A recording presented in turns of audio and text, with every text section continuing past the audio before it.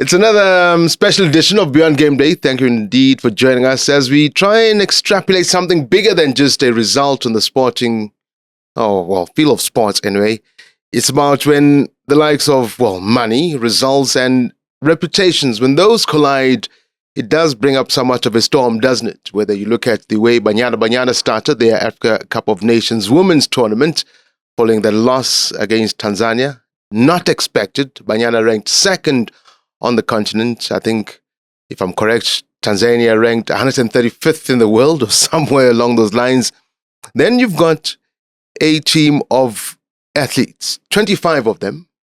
They go out with probably one of the smallest budgets in the country, that of course being our swimmers.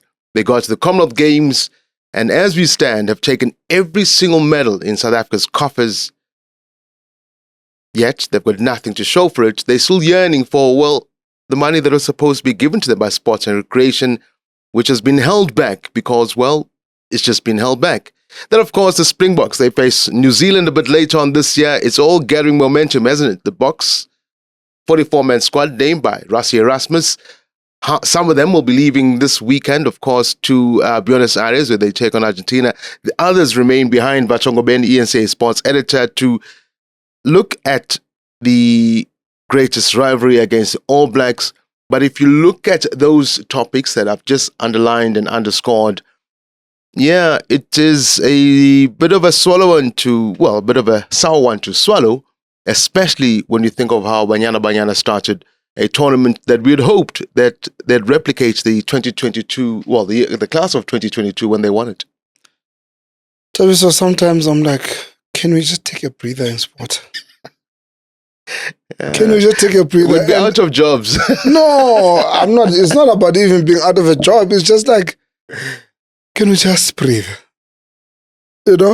We've just watched, I think, a Tour de France that was so exciting for me. I really enjoyed it. I enjoyed watching Pogacar do what he does. Yeah, the way he did those Alps. I'm enjoying him as well. I mean, when he went up to us and he cut down a 3-minute lead by the front runners, and then he just caught up with them and he killed them. And then the way the World Cup, FIFA World Cup ended, dramatic style, and then, the first half of the Formula One season, then you're like, can we just breathe? And then Banyana goes and does what they did. I don't know, Thabiso. Took your breath away, that one. No, it did. It was a soulless performance. Yeah. From a team we expect so much from. And I don't know, I've got mixed emotions about this one.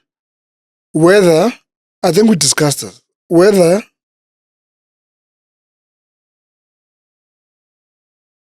it's time that you start talking about a new coach? Desiree Ellis.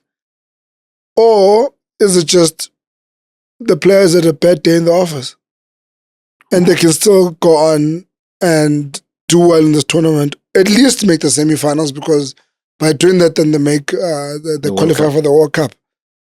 As I said, I've got mixed emotions and I'm sitting on the fence on this one. Without a doubt, they've taken the low road. They've got to now beat Ivory Coast. Like, everything is a must-win now. Banyana was never that team that we always brought. We thought of bringing out the calculators when we knew them. There's no calculator now. They won. There's no calculator. Yeah, that's what I'm saying. You never thought Banyana would they just know what they must do bring now. us calculators. It's unfortunate. It's unfortunate. I don't think even it's a case of underestimating Tanzania. They had a lot of possession. They had many opportunities of winning the game that first half. Tanzania, 1 or 2 chances, bury you. And I just think it was, as I said, it was a soulless performance.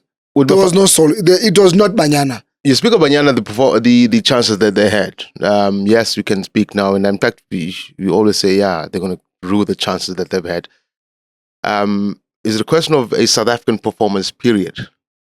When I say South African performance period, not only a Banyana Banyana scenario, a South African performance, in particular with football, we just are not good goal scorers, period. Whether it's under 17, I don't think so, Thabiso. I think you look at Banyana, they've got a good record of scoring. They've got a good record of scoring. I don't want to call it complacency because they're playing against underdogs. And they were the clear favorites. But I think it was a performance that lacked soul to do. But I bet you possibly again, playing devil's advocate here, this WAFCON has been one of, I'm not going to say surprises, but there've been one, you mentioned the word complacency, where maybe there is complacency. Nigeria, number one ranked country in the world, they also lost. They lost to Malawi, 3-2. So maybe the big guns walking in there thinking, well, it's no longer right to be in the semis. It's no one's right to be in the semis. Yeah. And that's what I'm saying, soulless performance, because maybe at some point Banyana walked in and thought themselves, we were at the last World Cup, we've won WAFCON before, hey, we made the same. It's going to be a procession to the semis. Mm. So maybe the favored teams or the top teams might have to reconsider after this first round and say to themselves, whoa. Pull fingers, start working. Whoa, if you don't work hard for this, it's not going to be as easy as previous editions. Yeah, because Morocco... Because everyone's catching up, Thabiso, don't forget. And that's everyone is investing money into the women's game, and they're now starting to catch up to the likes of Morocco, Nigeria, South Africa, and so on.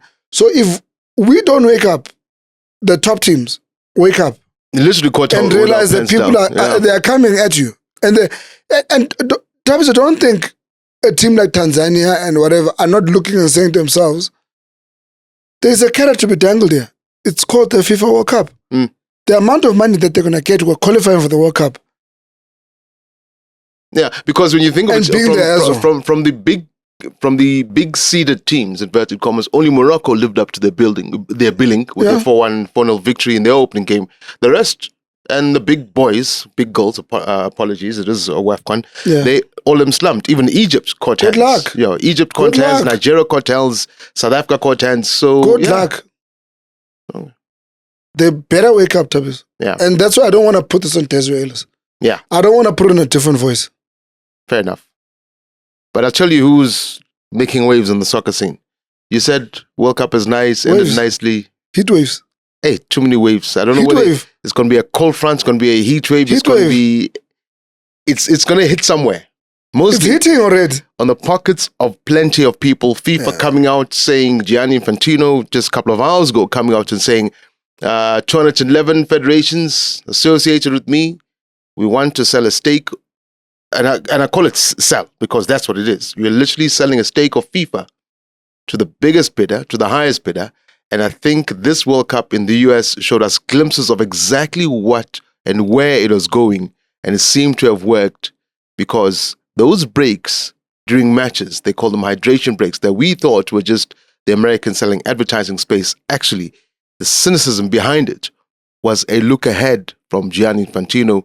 20% of FIFA up for grabs, up for sale. And the federations are asked. $12 billion made from the past World Cup. 12 billion. Highest grossing. It's scary, Thabiso, because you look at what happened at that World Cup, prior to the World Cup, during the World Cup. And I'm talking about many things off the field. Yeah, there was some unsavory stuff that happened on the field. It's almost like when they talk about the revenue that they've made and so on, it must make everything better. And UEFA has come out very strongly. And even the British Prime Minister has come out strongly. Asian football has also come out against it. And they are saying that football is not for sale. But it has been, hasn't it? They're saying this game belongs to the fans. Unfortunately, Thabiso, all that talk, to me, it's politicking. Because obviously, UEFA are not too fond of Gianni Infantino. Yeah. Our CAF has come out and said, look, we'll read over it. CAF president. Mull over it, please. Patrice Motsepe said it last week already. Associations, please have a look at it. Yeah, they said that in a statement, which they released late at night. Yeah. And then CAF president Patrice Motsepe last week at his press conference said he's a friend of Gianni Infantino because Gianni Infantino is a friend of Africa. And he will never stab him in the back. I think you just have to go to that press conference and realize that CAF are not going to go against this proposal. Take note, all 52 members of CAF, you dangle $40 million US at them. Yeah. You look at it in terms of South African rands, it's almost R1 billion. Do you think SAFA is going to say no to that? Yeah. Now, and SAFA are in a far better place than a lot of other associations on the continent. CAF, yeah. Do you think they will say no to $40 billion US? 40 million. 40 million. Sorry. $40 million US. Do you think they'll say no? They're hungry, Chief. I know Danny. Everyone's hungry. Danny's probably going to take it. Who? Danny.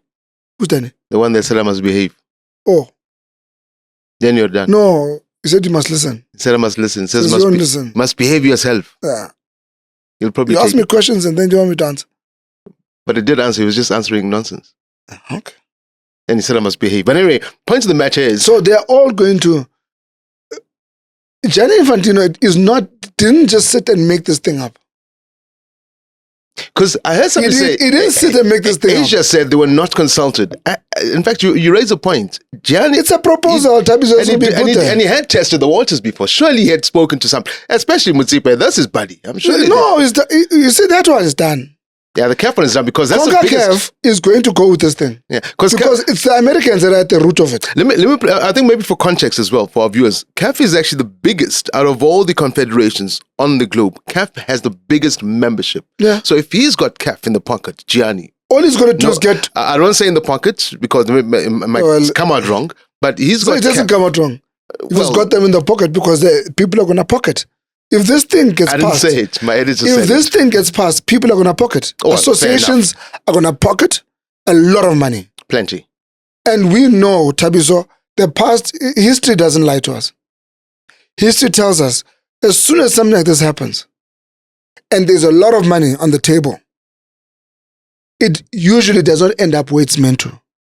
It ends up in people's pockets. So people are going to pocket Thabiso. If it walks like a duck, quacks like a duck, looks like a duck, Thabiso, it's a damn duck. Does backstroke like a duck. So like a Peter could say. So all I'm telling you, my brother, it's a very simple thing. It smells like corruption. It smells like they're cooking corruption. Thabiso, Sir Blatter it looks like it. When Sir Blatter comments, then you know something is wrong. It looks like it. You start hearing the name of someone aligned to a Donald Trump. Yeah. A Donald Trump got a peace prize from... Listen, Thabiso, everything about it looks dodgy. When is the next FIFA Congress? And I'm sure that is the guy... I think it's coming up soon. Yeah. It should be coming up soon. I think it's coming up soon. Yeah, so it'll be interesting to see if Gianni actually has a run again. If he does, or maybe this is his golden handshake. I think Gianni Infantino is going to rubber stamp and then stranglehold on FIFA. But getting this thing over the line, yeah, and saying to the likes of UEFA, you can make a noise, you can do whatever you want. I've got the bulk of the confederations under me. Yeah. On my side. Yeah, now I guess we're just going to have to wait and see. Speaking about the bulk of all things on their side, our swimmers at the Commonwealth Games, the only medalists so far at these games for South Africa. I think the shocker has been that for the weight we put on our athletics teams, the way that they've been running the Diamond Leagues, the World Relays out in Bots, not a single one of them, I think, made a final. The ones that we did make finals, we finished like 5th, 6th out of the running. But to be fair as well, the fields have been strong in the Commonwealth Games, but they're not that strong because there's no Americans and there's all the Commonwealth countries. But our swimmers, you have to give praise to Ellen Fritz and that team who always go about their business without making a noise, without the funding that they deserve, and they show it competition in and competition out. Thabiso, you hit the nail on the head. I think we have to say well done to Ellen Fritz. We have to say well done to Swimming South Africa. I think a lot of the time we sit here and we bash these federations for maladministration and so on. Swimming South Africa are getting it right, Thabiso. They're getting it right. Rocco Mering is a genius, Chief. He's the head coach of the program. Yeah? Besides that, the Tatianas and now Peter Kutse, they come from him. From his stable, yeah. Out in Pretoria, he's proving that no one needs to go to the Americas to go and swim there, to be a world-class swimmer, to be a world beater, to be a world champion, to medal. You can do it from right here at home. You know? It pains me, Thabiso, that it's a federation that continues to struggle financially. And it's the one that is since we've come back from international sports. You know, you speak from our first Olympic Games in Barcelona, 90. Yeah, Barcelona. Barcelona. Okay, fair enough. We didn't have but Penny wasn't there. 92. Penny was in Atlanta. Yeah. But I mean, Thabiso, they carry us. I think you at Sydney. Yeah, I was in Sydney. They kill us. They Darren killed us. Darren Townsend, Roland Penny. Skuman, and they continue to do this. Chad Leclerc 2012, and well done to Chad. Yeah. The most decorated athlete in Commonwealth Games of history. The most decorated. They are most decorated. Not just South African, but Commonwealth Games athletes. Athletes, period. 21 medals over the past since 2010. And I questioned him. 2010, rather. When he did not quit after Paris. Why? Because I thought Paris was going to be song. Why would you question him? Hey. No, he's done, Chief. And he's done it. He's got an Olympic gold. Chief, he's done it. You know, I remember doing an interview with Chad when he left the country for the first time. Literally, his first trip out of the country, we're going to London with him, 2012 Olympics. And I was at the hotel him packing his bag. They allowed you to leave? Me, yes. Me. Since you just said yourself, 5 Olympic Games. Me, I'm not a Fundamakola. 5 Olympics.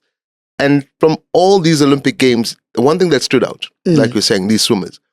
And the story of Chad is actually even more so for me, one of a standout one, because I was with him in Delhi in 2010, at the 2010 Commonwealth Games. Young boy did well. Couple of gold, couple of bronze, up and coming. Yeah. But the big one, when I say first time he left, was the big Olympics was 2012 when we went to London.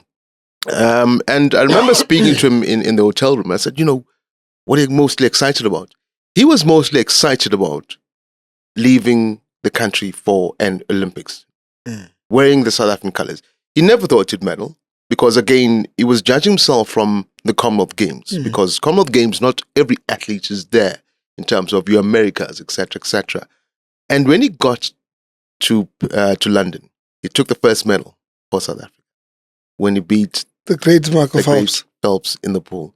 What an outstanding performance that Imagine the most decorated athlete Olympian losing to a young kid who is now the most decorated to become the most decorated Commonwealth Games athlete ever. 21 medals from Chad. What a run it's been spent over a decade and a half or so. As Prafix would say it. Mbax would say it. Chad Leclerc. Well done, Chad Leclerc. Well done, Chad. And listen, well done to Peter Kutse, well done to Lara, well done to Corbett, well done to Van Reenen, well done to Sadi.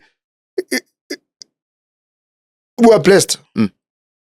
Thabiso, we are blessed. Even the swimmers that didn't medal, that just made finals, and we've had some fantastic times from our swimmers. I can't wait for LA. Because it's just part, Thabiso, we need investment. Yeah. We need Gaten McKenzie, Minister, to start allocating more money to swimming South Africa. That investment... He has to. And I think we're not asking. Minister, we are telling you.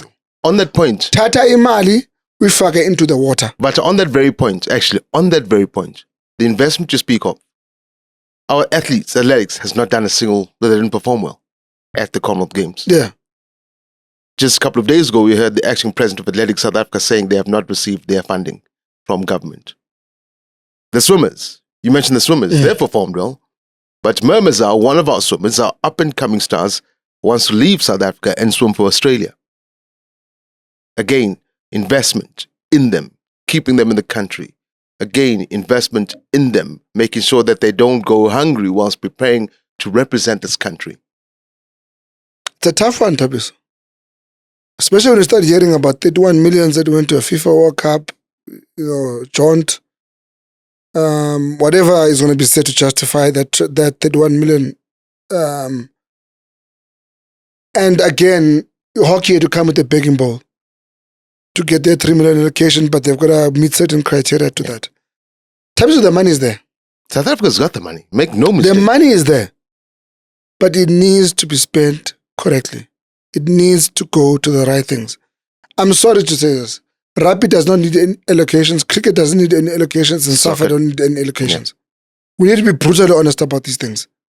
Take those monies and put them into the sporting codes that you know are going to give you tangible results, especially the Olympic Games. SAFA are getting money from corporates. SA Rugby, same thing, Cricket in South Africa. They've got, those guys have got, even the grant that you give them is a drop, is nothing. Yeah. It doesn't do anything to them, to their coffers. Doesn't do anything to their programs.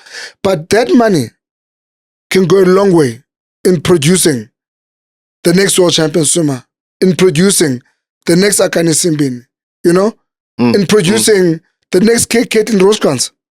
So we've got to make sure that those monies are allocated to the right federations that are yielding, that continuously yield the results for us. Yeah. It's going to be a shame as well when you think of, I'm going to say it, Sates is the athlete that has been speaking. Matthew Sates. Yeah, Matthew Sates. It's a pity because everyone spoke about him at the next Michael Phelps. Yeah. But he must also admit he's also fallen off the... Yeah. But one could it's a good program. It has been a good program. I mean, you at the SA Champs down in Pietermaritzburg as well, where he was doing the things. I don't know, and I don't want to make an excuse for him and say maybe the support has been forthcoming, but he was definitely on Operation Excellence. That I know for a fact. The kid was in the US swimming there. Yeah. So at times again, you win some and you lose some. For me to be said, for me to say to leave. But if that's what, and I hope they're not using it as something to almost putting a gun against the head of Swimming South Africa or wherever to plant more money into the kid. I hope it's that he says to himself, I'd rather go into a system whereby I'll be taken care of and I'll be able to reach a certain level. Yeah, my potential, my full potential. Reasons. Yeah. And I hope it's that. Sad to lose a quality athlete like that. Yeah. But these things happen, eh? Yeah, no. In fact, it wouldn't be the first athlete. No, it won't be the first. These things happen. Yeah, especially with the swimming. I'm not going to mention others, but especially the swimming wouldn't be the first one. I mean, I know, I'm not going to mention them. Yeah, let's leave them. Yeah, let's leave them because they no longer South African. So I mentioned Matthew because he's still South African. Once he's out of South Africa, then there's no point in speaking about let them drown. Let them drown in their pool. In their pool. Chelu will be looking to drown South Africa in their joy will be the All Blacks. They land in the country Friday, looking to start what will be the greatest, well, hopefully the greatest rivalry in as far as, rugby is concerned. 4 test matches, 4 weekends, midweek games. We're going to have, I remember back in the days, we used to call them the dirt trackers when we were growing up in boarding school, when the box would tour Europe. And the boarding master would let you watch, only the first thing. During the week. And you're like, Thabiso, I remember those days. Those are good days. Those are good days. I can't wait, Thabiso. I'm actually wearing this. I can see. On purpose. This belongs to Ponsonby Rugby Club. It's in Auckland. I got this in 2011. While at the World Cup, we played a media game, North versus South. The Northern Hemisphere media versus Southern Hemisphere. And I played in the game. I played. What position? The sad thing. Don't lie to the people because what position did you play? Yeah. And you won't believe me, I was actually a wing. Ah, bull. Wait, let me finish. Vata Ngobeni. I was a wing. And when I played junior rugby, I was a wing. Okay, what happened? And then when I moved to senior rugby in high school, I loose forward. I was quick, Bafo. Is it? And then, played a little bit of intervarsity, whatever, interfaculty rugby. The only time I found myself at the wing, we were playing against Voortrekker, and they beat that donut out of every one of us. You were just running away when they beat us up to such an extent. The backline was kaput. I had to be moved from prop to flank to the wing because we literally were out of place. So in that game, I played prop. I was quite a big unit then, 2011. I was a big boy. Yeah. I must say I've shed off quite a bit of weight since then. Half of the unit's gone. Almost half of the unit is gone. So I played prop in the game. It was wonderful. It's just wonderful. But I wear this Thabiso because New Zealand is, I want to say, this the spiritual home of rugby. Yeah. You know, Indeed. it is the spiritual home of rugby. It is. We've got to give them that. And they now come to a place where rugby was at the center of dividing a country. And in a really weird kind of way, it has been that very same sport that has divided this country that has actually reminded of us of how united we actually are, and that has brought us together. Which tour was that when they came in and they were being tear gassed and stuff like that? No, 1981. 81, yeah. When the Springboks went down to New Zealand. Yeah. Errol Tobias was in that team. Yes. The first player of colour to play for the Boks. The likes of Van Klassen and so on. Raymond, Gerrit Gemmelhuis. One does not want to recognize, I will say this, an illegitimate era like that. But I think that series underpinned what was wrong about Springbok rugby. Yeah. What was wrong about not just the apartheid system, but what was wrong about Springbok rugby, and Springbok rugby being used as this tool and vehicle, you know, by the then regime, an illegitimate regime that was cruel, that was whose heinous acts were declared a crime against humanity. And I say this Thabiso because it's a very emotional thing, an All Black tour to South Africa. No, it is. Or South Africa tour, a Springbok tour to New Zealand. That tour divided families. Yeah. That tour divided families. There was a flower bomb test. The players were sleeping in change rooms and all the stuff. That tour divided New Zealand. There's a huge campaign about no normal sport in an abnormal society. And then Thabiso, you fast forward to 95 World Cup final. Same two teams. These two teams, you know, a year later, the All Blacks toured here, won their first series. And only series. Yeah. And that was the last time they toured here. Yeah. It was the end of these tours. And everyone was warming up to it in 2011. There's something about the Springbok-All Black a test match. And I've seen so many of them, Thabiso. I've seen the Boks cop some massive hidings from the All Blacks. But I've also seen the Springboks really exert themselves against. And then you 2023 World Cup final, you're like, wow. Yes. Wow, a one-pointer, Thabiso. Thabiso, the 100th test between these two sides. Yes, it may have happened on Australian soil, but because of COVID. And to have Adi Savia captain the All Blacks and Siakoli Siamtanda captain the Springboks, natives of those lands, captain teams that 100 years before did not even have a single player native of those lands. You know? And for me, it comes full circle that when this tour comes to South Africa, Adi Savia is leading the All Blacks. Yeah. Coming. Siakoli is waiting for him. And their buddies as well. And then you got Dave Rennie, and it's a new era for All Black rugby. Yeah. And it's a continuation of an era of dominance by Rassie Erasmus. In fact, it's as if it's the same script, but it's almost flipped on its head. And Thabiso, I don't think people understand the magnitude of this. Yeah. To me, outside of a Rugby World Cup final, this is the biggest thing. In fact, even the Lions tour. I would go ahead and say this is bigger than a Rugby World Cup final. Okay, for you.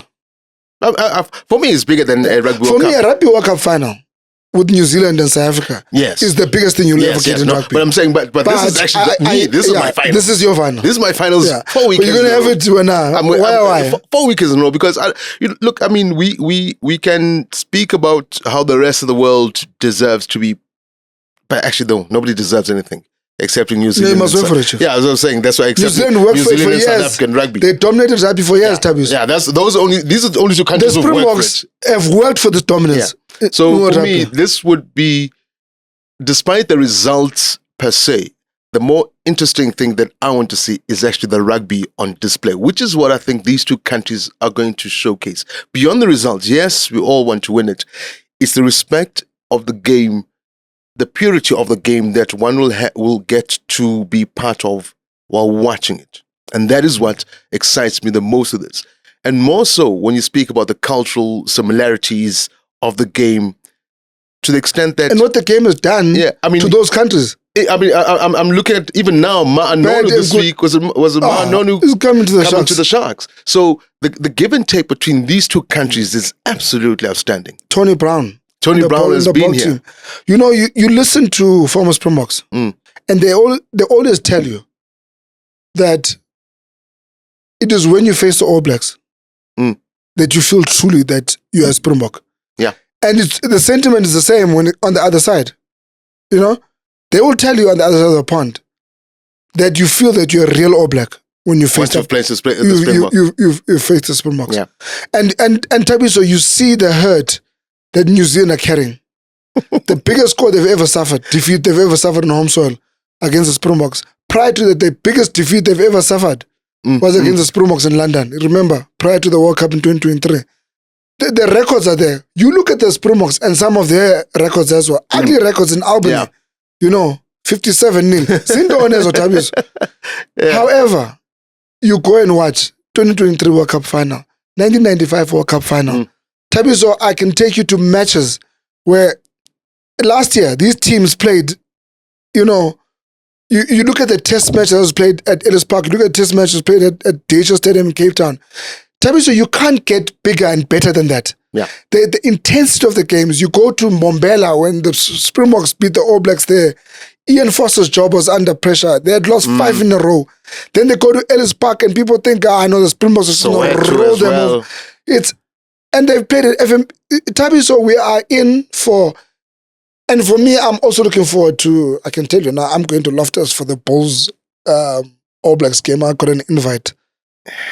Yeah, I got an invite, I must tell you. Yeah. And you know what? I looked at it and I'm like, must I work? I'm like, I'm not going to go and work. I just want to go sit there, Thabiso. And enjoy it. And savor the moment. Yeah. At the venue where the All Blacks won their only series in South Africa. Zenzen Brooks, drop goal. Yeah. I remember Sean Fitzpatrick hitting the ground. You know how much UK don't understand. Jeff Wilson scoring that. How about Brian? Brian behind the camera. Brian, do you understand what Vata's speaking of? No, he doesn't know. He goes, you know these two Does kids. even Ayub know? Ayub is not here. Ayub is late. Okay. But unfortunately, but we're run out of time. We're gonna have to wrap it up. I think this week's again welcome to the All Blacks. They're arriving. Yeah, the All Blacks arriving. Justin Ford. Ian says Justin Ford will catch up with them. We'll bring us the latest in Cape Town. In fact, catch him on game day on Saturday morning. We'll unpack that. And of course, on game day on Saturday, we'll be chatting. Yes, Banyana Banyana, because they have the crucial match against Ivory Coast, that must-win match. So we'll know what happens, whether they have future in the WAFCON tournament in Morocco. We'll still go ahead. Dave Van Onselen, former Springbok, joins Murena Matupi in studio to unpack that arrival of the All Blacks, following, of course, Russell Rasmussen's squad naming. And, of course, we also speak all things, like we said, Commonwealth Games, and hopefully the team arrives. Well, some of the athletes anyway arrive from this week, yes. I was just about to go there. People's Makwetini's funeral. Yeah. In fact, that's where Saturday Ian says editor Vata will be heading down to Kumcha for the funeral of young Magwetini Bibo, as it were, who is being laid to rest this week. And all that and much more right here on ENCA, of course, on game day, and Vata throughout the day on Saturday and Sunday. Yeah? Correct? Okay. And unfortunately, we've come to the end of this episode of Beyond Game Day. Thank you very much indeed for joining us. Do keep it smart. Follow ENCA on all our platforms for all this and other content, in particular with your sports that you'd like to see and hear us talk about. Bye-bye for now. Bye-bye. Lacrosse. Chad Lacrosse. Lacrosse.